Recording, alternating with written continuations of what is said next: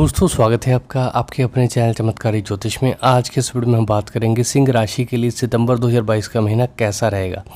तो सबसे पहले बात करते हैं ग्रह स्थितियों की। आपकी लगन में सूर्य और शुक्र की युति होने वाली है। आपके दूसरे भाव में बुध देव विराजमान होंगे अपनी उच्च राशि में। आपके तृतीय भाव में केतु स्थित रहेंगे तुला राशि में। आपके छठे भाव में शनि देव विराजमान होने वाले हैं अपनी ही राशि स्वराशि के शनि। आपके अष्टम भाव में बृहस्पति स्वराशि के रहेंगे। आपके नवम भाव में राहु मेष राशि में स्थित रहेंगे और आपके दशम भाव में मंगल देव स्थित रहेंगे वृष राशि में। तो इस तरह की ग्रह स्थितियाँ रहेंगी सितंबर महीने में सिंह राशि की। तो अब डिटेल से जानते हैं कैसा रहेगा सिंह राशि के लिए सितंबर का महीना। दोस्तों, सिंह राशि के जातक अपने बेहद स्वभाव से ईमानदार और कुशल नेतृत्व क्षमता से युक्त होते हैं। वे अपनी अलग छवि से लोगों के बीच में अपनी उपस्थिति दर्जा करना भलीभांति जानते हैं। ऐसे में वर्ष 2022 का सितंबर का महीना सिंह राशि के जातकों को कार्यक्षेत्र में अनुकूल फल देने के योग्य बनाएगा, क्योंकि महीने के उत्तरार्ध में आपके दशम भाव के स्वामी आपके दूसरे भाव में स्थित होते हुए आपके इस माह करियर में अच्छे अवसर देने का कार्य करेंगे। इसके साथ ही मंगल ग्रह का भी आपके 10वें भाव में स्थित होना और आपके चतुर्थ भाव को दृष्टि करना आपको अपनी आमदनी में वृद्धि करते हुए वाहन प्राप्ति के योग बना रहा है। इससे नौकरी पेशा जातकों को कार्यस्थल पर दूसरों से जमकर सराहना मिलेगी। साथ ही अन्य लोग आपकी समझ के चलते आपसे सुझाव लेते दिखाई देंगे। व्यापारी जातक भी इस माह मार्केट में ग्राहकों को लुभाने और उन्हें संतुष्ट रखने में सफल होंगे। हालांकि छात्रों के लिए समावेदी मिश्रित परिणाम लेकर आ रही है। इस समय आपके पंचम भाव के स्वामी गुरु बृहस्पति आपके षष्ठम भाव में विराजमान होंगे, जिससे आपको शिक्षा में अच्छा प्रदर्शन देने में मदद मिल सकेगी। हालांकि शनिदेव की दृष्टि गुरु बृहस्पति पर 8वें भाव में होने से उन्हें अपना ध्यान पढ़ाई की ओर केंद्रित रखने में कुछ परेशानी हो सकती है। ऐसे में अपने साहस और आत्मविश्वास को बनाए रखें और बड़ों या शिक्षकों की मदद से आने वाली परीक्षा की तैयारी में लग जाएं। इस समय सूर्यदेव की कृपा जहाँ प्रतियोगी परीक्षा की तैयारी कर रहे जातकों को अनुकूलता देने का कार्य करेगी, तो वहीं सूर्य और शुक्र का एक साथ आपके प्रथम भाव में युति करना सरकारी नौकरी की तैयारी कर रहे छात्राओं को इच्छा अनुसार परिणाम प्राप्त होने के योग बना रहा है। पारिवारिक जीवन में भी आप इस माह मिले जुले फल हासिल करेंगे। महीने के उत्तरार्ध में शुक्र देव का आपके दूसरे भाव में विराजमान होना यूँ तो इस माह आपको अपने परिवार के लोगों का सहयोग देने में मदद करेगा, परंतु शनि और मंगल की दृष्टि से घर परिवार में आपका अपने गुस्से में बढ़ोतरी के कारण विवाद संभव है। सिंह राशि के अगर लव लाइफ की बात करें तो ये समय आपके लिए बेहद महत्वपूर्ण सिद्ध होगा। इस माह बृहस्पति शुक्र सूर्यदेव की आपकी राशि के विभिन्न भावों में उपस्थिति और दृष्टि प्रेमी जातकों को कुछ समस्या दे सकती है, परंतु माह के उत्तरार्ध में जब सूर्य का पुनर्गोचर होगा तब प्रेमी जातक अपनी समझ का परिचय देते हुए अपने रिश्ते में आ रही हर प्रकार की प्रतिकूल परिस्थितियों को हल करने में सफल रहेंगे। वहीं यदि आप शादीशुदा हैं तो ये समय आपकी वाणी में नकारात्मकता लेकर आएगा। इसके कारण आपके और जीवन साथी के बीच में कुछ खटपट देखी जाएगी। ऐसे में साथी के साथ कहीं घूमने जाने का प्लान करते हुए आपस की हर समस्या को बातचीत के जरिए हल करें।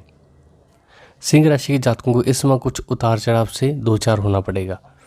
स्वास्थ्य जीवन में भी इस माह शनिदेव आपके छठे भाव में विराजमान होने से आपको स्वास्थ्य से जुड़ी समस्याएं संभव है।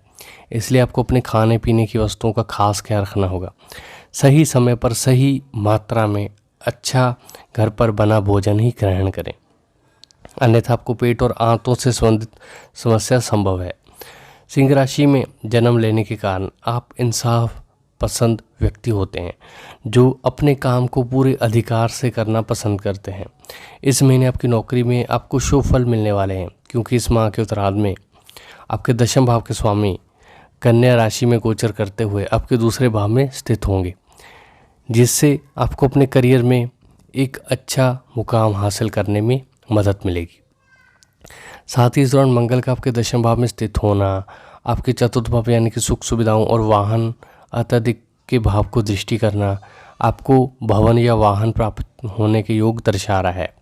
इससे आप दूसरों के बीच में अपनी छवि बेहतर करते हुए कई लोगों को सलाह मशवरा देते दिखाई देंगे। ये समय आपको अपनी आय में वृद्धि करने के कई अवसर देगा, क्योंकि इस दौरान आपके वेतन वृद्धि की संभावना अधिक रहने वाली है। यदि आप व्यापार से जुड़े हैं तो ये समयावधि आपके लिए खासा अनुकूलता लेकर आएगी। इस समय आपको अपने अधीन कार्य कर रहे कर्मियों का सहयोग मिलेगा, जिससे आप मार्केट में एक अलग पहचान बनाने में सफल हो सकेंगे। हालांकि इस दौरान आपके शत्रु भी सक्रिय होंगे, परंतु वे चाहकर भी आपका कुछ नहीं बिगाड़ पाएंगे। इस समय ज़रूरत पड़ने पर किसी बड़े बुजुर्ग या किसी विशेषज्ञ की सलाह लेना भी आपको भविष्य में मुनाफे के योग बनाएगा। आर्थिक जीवन के लिहाज से ये माह सिंह राशि के जातकों के लिए उतार चढ़ाव से भरा रहेगा। ऐसे में इस माह किसी को भी उधार धन देने से बचें। किसी भी निवेश में धन लगाने से परहेज करना ही आपके लिए उत्तम रहने वाला है। साथ ही वो जातक जो अपने धन को किसी बड़े निवेश में लगाने की सोच रहे थे, उन्हें भी अभी किसी भी बड़े निर्णय को लेने से बचना होगा। यदि निवेश करना जरूरी है तो किसी बड़े या विशेषज्ञ से सलाह मशवरा के बाद ही किसी भी निर्णय पर पहुँचे। साथ ही आपको अपनी सुख सुविधाओं पर अपना धन खर्च करने से बचने की सलाह दी जाती है। आपके स्वास्थ्य के दृष्टिकोण की बात की जाए तो ये महीना सिंह राशि के जातकों को सेहत से जुड़े कुछ मिले जुले परिणाम दे सकता है, क्योंकि इस माह शनिदेव अपनी ही मकर राशि में गोचर करते हुए आपके छठे भाव में विराजमान होंगे, जिसके परिणाम स्वरूप आपको अपच, एसिडिटी, गैस आदि की परेशानी रह सकती है। साथ ही जिन जातकों को कोई पुराने जोड़ों में दर्द की समस्या थी, वो भी इस माह आपकी परेशानी बढ़ा सकती है। ऐसे में इस समय ज़्यादा से ज़्यादा अपने स्वास्थ्य का ख्याल रखें। खास तौर से वो जातक जो पहले से ही किसी बीमारी से परेशान हैं, उन्हें इस समय घर पर ही अपनी समस्या का इलाज करने की सलाह किसी अच्छे डॉक्टर से सलाह लेने की ज़रूरत होगी। अन्यथा छोटी सी दिखने वाली ये समस्या आगे चलकर किसी गंभीर बीमारी का रूप ले सकती है। तो सिंह राशि के प्रेम और वैवाहिक जीवन की बात करें तो सितंबर का महीना आपको प्रेम संबंधों में शुभ फल देने वाला है, क्योंकि आपके पंचम भाव के स्वामी बृहस्पति इस समय आपके राशि के छठे भाव में उपस्थित होंगे। साथ ही प्रेम के कारक शुक्र भी इस अवधि में आपके प्रथम भाव में सूर्य के साथ में युति करेंगे। परिणाम स्वरूप प्रेमी जातकों को अपनी लव लाइफ में महीने की शुरुआत में यूँ तो कुछ समस्याओं से दो चार होना पड़ेगा। आशंका अधिक है कि ये समस्या आपके स्वभाव में आए, क्रोध के कारण हो, इसलिए शुरुआत से ही अपने गुस्से पर कंट्रोल रखें। परंतु माह के उत्तरार्ध में जब सूर्यदेव पुनः अपना गोचर करते हुए आपके प्रथम भाव से निकलकर आपकी राशि से दूसरे भाव में आएंगे, तो परिस्थितियों में कुछ सुधार आने के योग बनेंगे। इससे आप अपने स्वभाव में आए सही बदलाव कर अपने प्रियतम को मनाने का हर प्रयास कर सकते हैं। हालांकि प्रेम में पड़े वो जातक जो लंबे समय से किसी रिलेशन में हैं, उन्हें भी ये माह अच्छा अवसर देगा, जिससे वे प्रेमी के साथ अपने विवाह की बात को आगे बढ़ा सकते हैं। वहीं यदि आप शादीशुदा हैं तो इस माह आपके सप्तम भाव पर सूर्य का प्रभाव आपकी वाणी में नकारात्मक लेकर आएगा।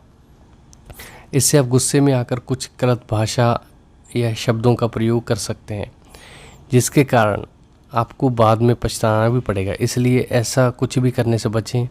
अपने व्यस्त जीवन में से कुछ समय निकालते हुए अपने साथी के साथ अच्छा समय व्यतीत करने की कोई अच्छी और रोमांटिक योजना बनाएं। पारिवारिक दृष्टिकोण से देखा जाए तो ये समय आपके लिए थोड़ा मिला जुला रहने वाला है, क्योंकि शुक्रदेव महीने के पूर्वार्ध में ही आपकी राशि में रहेंगे और इसके बाद में उत्तरार्ध में अपनी नीच राशि कन्या में बुध के साथ गोचर करते हुए नीच भंग राजयोग बनाएंगे, जिससे आपको अपने परिवार के लोगों का सहयोग मिलने की संभावना बनेगी। परिवार की आर्थिक उन्नति भी होगी। साथ ही आप उनकी मदद से घर से जुड़ा कोई महत्वपूर्ण निर्णय लेने में भी पूरी तरह सफल होंगे। ये समय आपको घर पर परिजनों के साथ समय व्यतीत करने के लिए भी प्रेरित करेगा। इससे आप उनके निजी जीवन में चल रही अलग अलग परिस्थितियों से अवगत हो सकेंगे। इस माह मंगल की दृष्टि भी आपके परिवार के भाव पर होने से आपको घर परिवार में कुछ विवादों का सामना करना पड़ सकता है। ऐसे में घर या किसी सदस्य से जुड़े किसी भी बड़े निर्णय को अकेले लेने से बचें। परिवार में सदस्यों से सलाह मशवरा लेने के बाद ही किसी भी कार्य को करें या किसी निर्णय पर पहुंचें। इसके अलावा इस माह आपको घर पर रहते हुए अपने गुस्से पर काबू रखने की अधिक ज़रूरत होगी, अन्यथा आप ना चाहते हुए भी घर के सदस्यों को कुछ गलत बोलते हुए उन्हें आहत कर सकते हैं।